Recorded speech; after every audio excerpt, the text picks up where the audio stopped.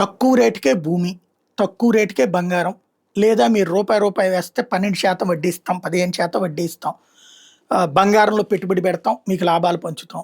ఇట్లాగా రకరకాల సంస్థలు పుట్టుకొస్తాయి. ఒక రూ. 1,00,000 చేతిలో ఉన్నటువంటోళ్ళు ఆ రూ. 1,00,000ని బ్యాంకులో పెడితే 2.5% వడ్డీ, 4.5% వడ్డీ అనుకున్నప్పుడు ఇక్కడ 10% వడ్డీ వస్తున్నప్పుడు ఇటు వెళ్తారు. నా డబ్బులు రూ. 4 చేతిలో ఆడతాయి కదా అని. అక్కడ ఈ తేడాలు వచ్చేస్తుంటాయి. ఇప్పుడు జరుగుతున్నటువంటిది అగ్రిగోల్డ్ విషయంలోనూ అన్యాయం అయిపోయింది. అట్లాగే పబ్లిక్. అట్లాగే ఇప్పుడు అద్వైతాలోనూ అన్యాయం అయిపోయింది అక్కడే. అగ్రిగోల్డ్ వాళ్ళదేమో మొదట 100కి రూ. 120 ఉందని చెప్పిన యనమల రామకృష్ణుడు, ఆ తర్వాత 100కి 80 ఉందన్నారు, ఆ తర్వాత 100కి 40 ఉందన్నారు, 100కి 20 ఉందన్నారు.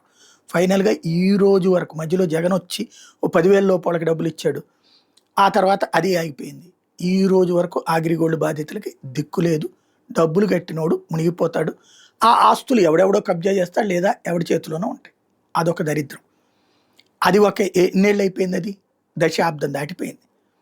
అట్లాగే ఇప్పుడు అద్వైత, దాంట్లో నా దగ్గర 10 పైసలు లేదంటున్నాడు. కనీసం బెయిల్కి కూడా డబ్బులు లేదు, మీరే సాయం చేయండి అని పోలీసులను అడుగుతున్నాడు విచారిస్తుంటే.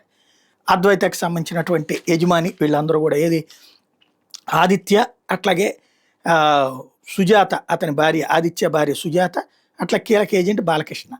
పోనీ ఏమన్నా రూపాయ ₹2 అంటే 39 కోట్ల రూపాయలు లెక్కపత్రం లేకుండా మాయమైపోయినాయి. తర్వాత ఈ కథ నడుస్తుంది. జనాలు అన్యాయం అయిపోతూ ఉంటారు.